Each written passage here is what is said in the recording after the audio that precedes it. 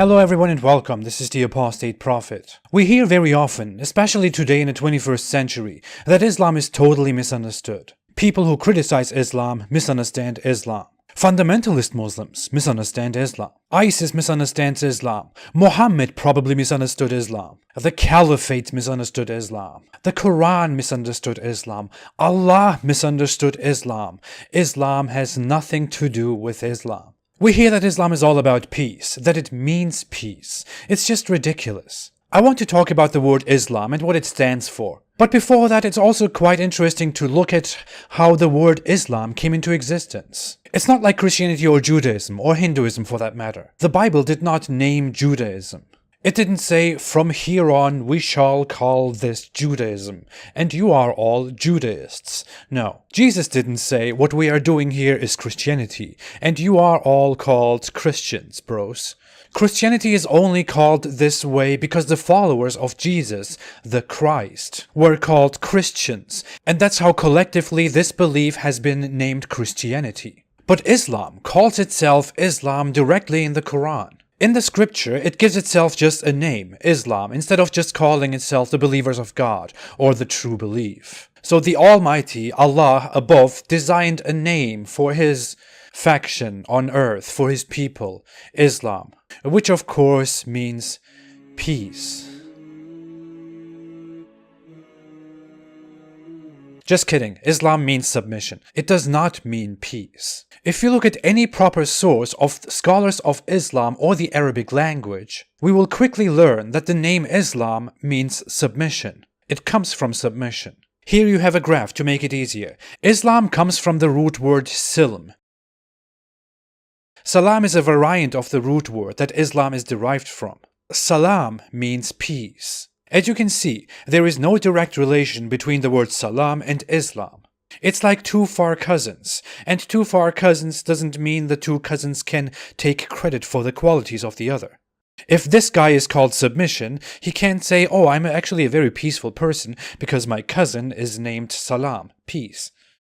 This is like creating a religion or a movement and calling it dictatorship, and when being questioned, saying that the movement actually supports dialogue, democracy, because the word dictator could also mean someone who speaks. There is nothing wrong with a dictatorship, it's all about peace. You are just misunderstanding us. Of course you could sell this to some liberal Arab who has no idea about English, but the regular English speaker will immediately know that you are full of crap. We could take endless sources on this, but to a fair person who is interested in the objective truth, rather than in burying facts with emotionally driven talks and painting the world pink and baby blue, a quick research of 10 minutes should be enough. Even if you do something very simple, Google Islam etymology. Here is the first thing that Google helps you with. It tells you directly that the name Islam is derived from the word Islam, which itself means submission, which comes from the word aslama, which means to submit. Even today, the word aslama, to submit, can be used to refer to someone becoming a Muslim or being devout, submissive to Allah.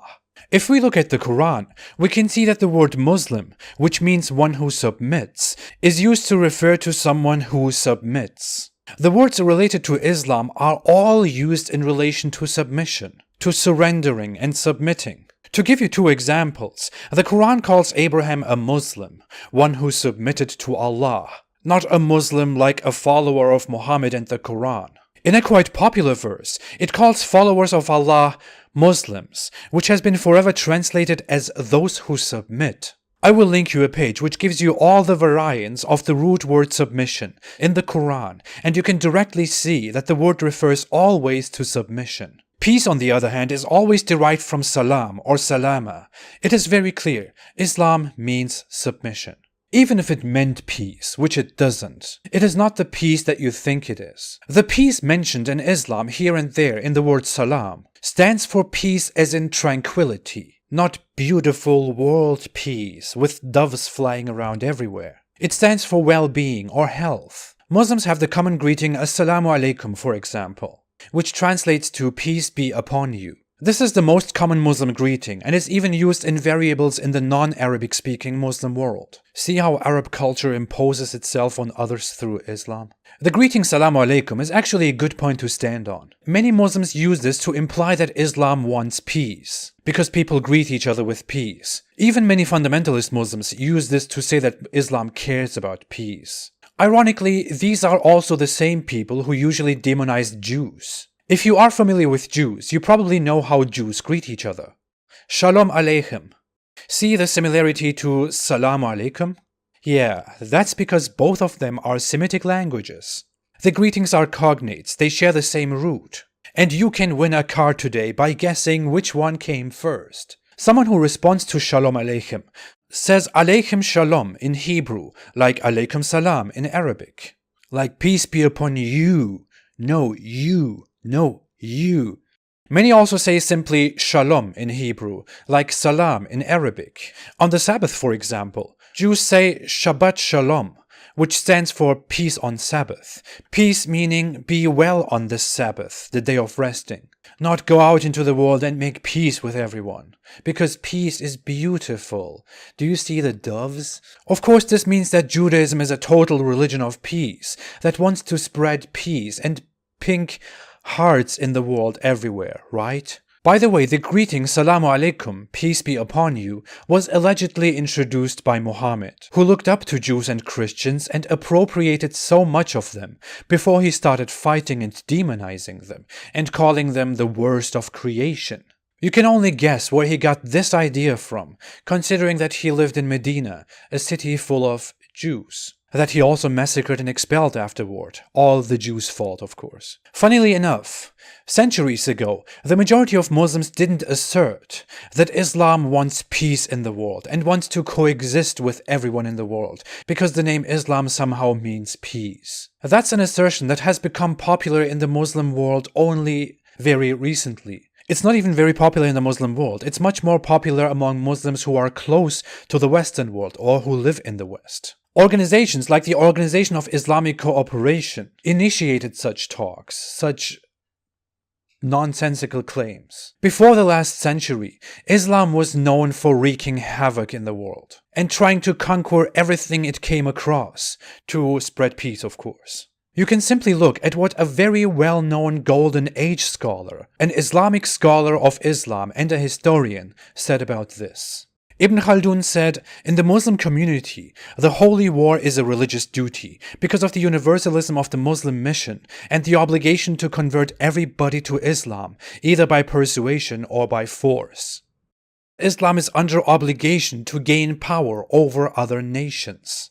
Ibn Khaldun is today revered as one of the forerunners of sociology. This is not some random desert dude called Ahmed. Or we could simply have a look at Islamic history. I would suggest an objective animated map of Islam. It will tell you everything you need to know about how brutally aggressive the Islamic empires were. So much that they triggered the biggest defense forces in history, like the Crusades. And there you have it. The next time someone tells you that Islam is a religion of peace, that Islam is peace, that Islam means peace, or that Allah loves peace, you can crush them with all this information.